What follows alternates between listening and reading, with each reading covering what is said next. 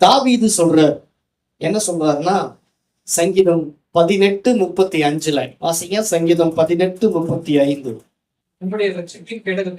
உம்முடைய ரட்சிப்பின் கேடகத்தையும் எனக்கு தந்தீர், உம்முடைய வலதுகரம் என்னை தாங்குகிறது, உம்முடைய காருண்யம் என்னை பெரியவனாக்கும். சொல்லுங்க, பக்கத்துல கைப்பிடிச்சு, உம்முடைய காருண்யம் என்னை பெரியவனாக்கும். தாவீதினுடைய வெற்றியின் ரகசியம் என்ன அப்படின்னா சொல்றாரு. 18வது சங்கீதம் ஃபுல்லா நீங்க படிச்சீங்கன்னா, வெண்கல வில்லும் என் புயங்களால் வளைந்தது, உம்மாலே நான் ஒரு சேனைக்குள் பாய்ந்து செல்வேன், என் தேவனாலே பெரிய மதிலையும் தாண்டுவேன். வெற்றி மேல் வெற்றி வந்து என்னை சேரும், வாங்கி தந்த பெருமையெல்லாம் கர்த்தரை சேரும் சொல்லி அவன் பாடுறான். அல்லேலூயா.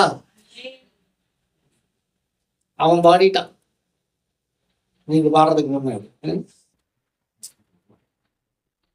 வெற்றி மேல் வெற்றி, ஜெயத்தின் மேல் ஜெயம், ஆசீர்வாதத்தின் மேல் ஆசீர்வாதம், ஐஸ்வர்யத்தின் மேல் ஐஸ்வர்யம், கணத்தின் மேல் கணம், வல்லமையின் மேல் வல்லமை, மேன்மையின் மேல் மேன்மை.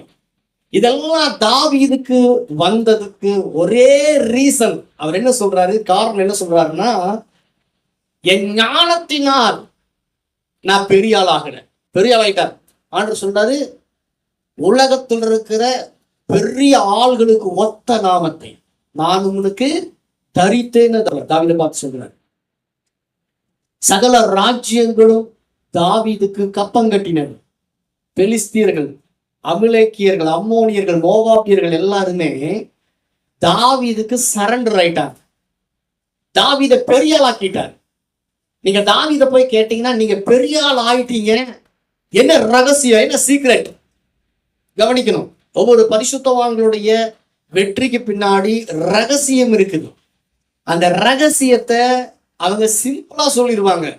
நாம் அதை சீரியஸா எடுத்து செஞ்சோம்னா கண்டிப்பா அந்த வெற்றியை நாமளும் சுதந்திரிக்க முடியும். தாவீது என்ன சொல்றாரு, என்னுடைய வெற்றியின் ரகசியம் என்ன அப்படின்னா, உம்முடைய காருண்யம் என்னை பெரியாளாக்கினது. என்னவா? காருண்யம் என்னை பெரியவனாக்கி.